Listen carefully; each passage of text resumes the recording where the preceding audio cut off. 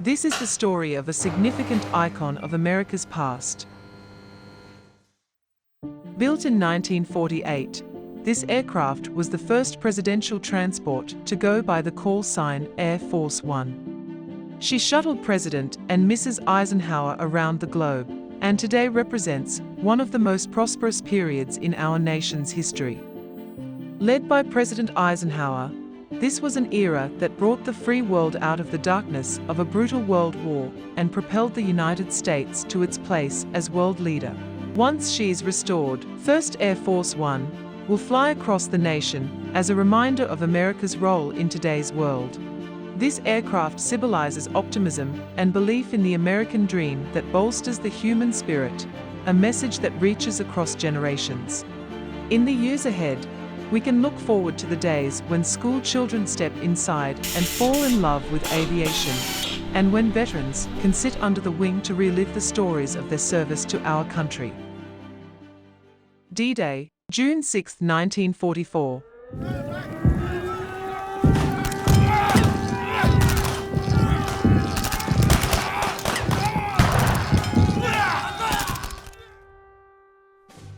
Dwight Eisenhower's role as Supreme Commander of the Allied forces in Europe played a pivotal role in the Allied victory.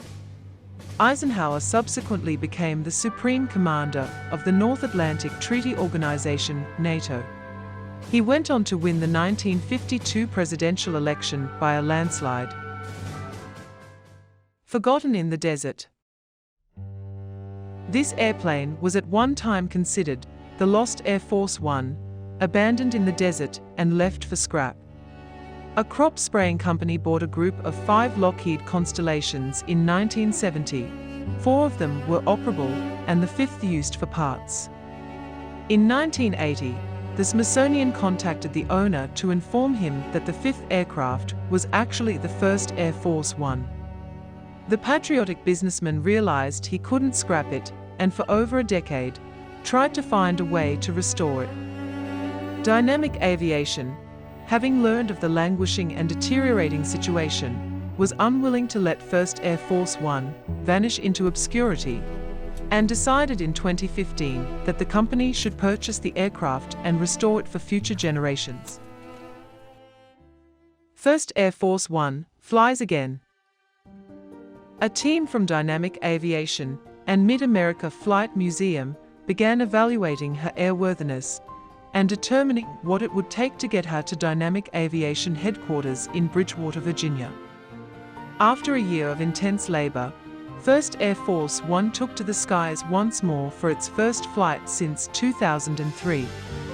The aircraft performed beautifully and landed at Dynamic Aviation on March 23, 2016. The mission. First Air Force One was the presidential aircraft from November 1952 through November 1954 and the principal backup until 1959. The restoration of this aircraft gives Dynamic Aviation a unique opportunity to share President Eisenhower's legacy and the greatness embodied in his era. When completed, the aircraft will be a living museum, traveling the country to bring this iconic representation of American leadership to the American people.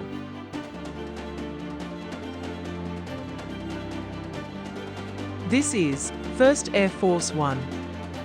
The time to come on board is now. Won't you join us? For more information, visit our website at www.firstairforce1.org.